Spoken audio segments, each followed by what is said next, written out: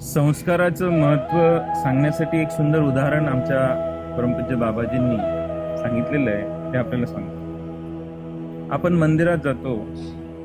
मंदिरात मूर्ती मार्बलची असते आणि फरशी सुद्धा मार्बलची असते.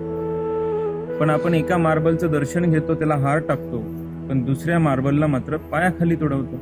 असं का? या प्रश्नाचं उत्तर आहे संस्कार. दोन्ही मार्बल एकाच खाणीतून आले असते. एक मार्बल मात्र गेलं मूर्तिकाराकडे.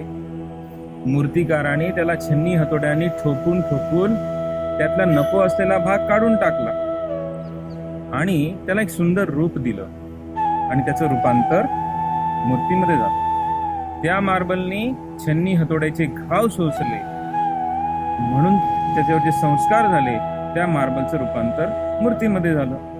तसे घाव फरशीने नाही सोचले. त्याचप्रमाणे ती मूर्ती नंतर मंदिरात आणण्यात आली. तिथं ब्राह्मणांच्या मंत्रघोषांमध्ये त्यावर प्राणप्रतिष्ठेचे संस्कार झाले.